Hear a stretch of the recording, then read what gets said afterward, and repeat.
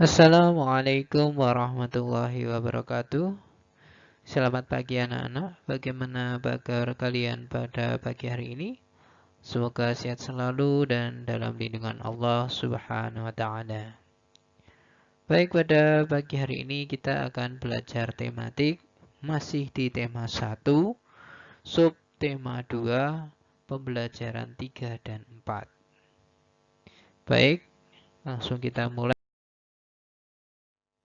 yaitu mengulang materi tentang perkembangbiakan pada hewan. Kita ketahui bahwa perkembangbiakan pada hewan melalui dua hal, yaitu generatif dan vegetatif. Namun yang kita bahas adalah secara generatif atau kawin. Perkembangbiakan hewan secara generatif itu melalui tiga hal, yaitu yang pertama vivipar, yaitu beranak, yang kedua ovipar, bertelur, dan yang ketiga ovovivipar, bertelur dan beranak. Nah, yang pertama kita bahas adalah vivipar. Vivipar sendiri memiliki ciri-ciri. Yang pertama, memiliki kelenjar susu. Yang kedua, memiliki daun telinga. Yang ketiga, tubuh ditutupi dengan bulu atau rambut. Lalu dari segi manfaatnya, perkembangbiakan secara vivipar memiliki manfaat. 1. Induk dapat membawa embrio yang berkembang di dalam tubuhnya, sehingga menghindari serangan predator. Yang kedua, kebutuhan makanan saat embrio berkembang dapat terjamin di induknya. Contoh, hewan vivipar salah satunya adalah singa. Lanjut ke yang kedua, yaitu secara ovipar atau bertelur. Ini memiliki ciri-ciri. Yang pertama, kebalikan dari vivipar, ciri-cirinya. Kalau ini tidak memiliki daun telinga. Yang kedua, tidak memiliki kelenjar susu. Dan yang ketiga, tidak menyusui anaknya. Dari segi manfaat, perkembangbiakan secara ovipar ini memiliki manfaat. Yang pertama, embrio hewan dapat terlindungi dari lingkungan karena ada cangkang yang membungkusnya. Yang kedua, di dalam cangkang telur terdapat amnion, ya, sebagai sumber protein, air, serta dapat melindungi embrio dari guncangan.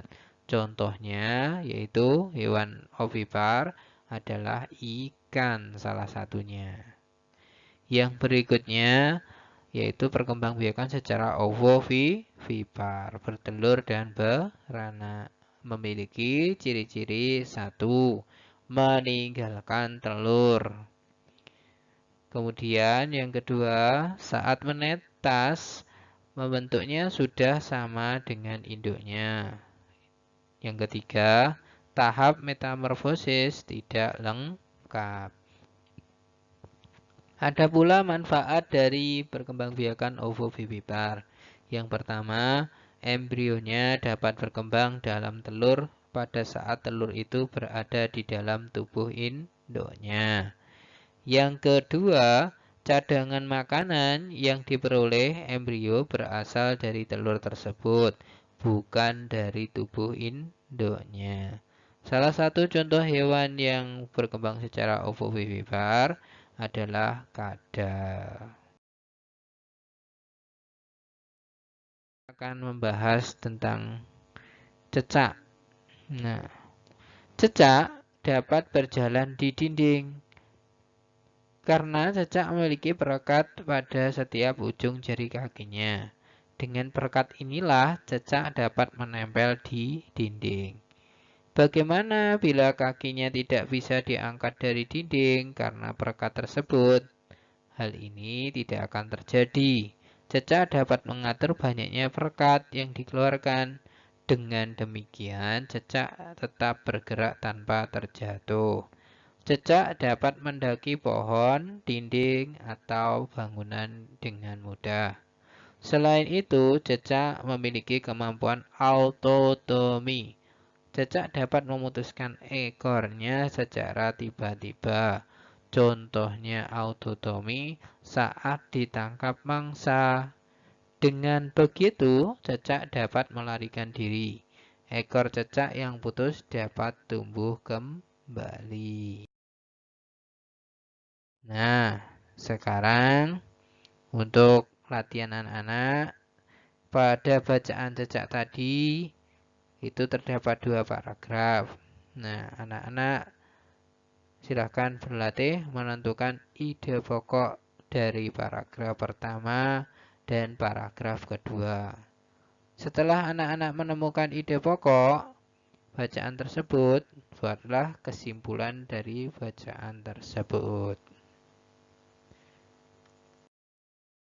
Baik, mungkin untuk pembelajaran kali ini saya cukupkan. Mudah-mudahan anak-anak paham semuanya. Jangan lupa dikerjakan. Jangan lupa dijaga kesehatannya, sholatnya, dan tilawahnya. Akhiran, billahi taufiq wal hidayah. Wassalamualaikum warahmatullahi wabarakatuh.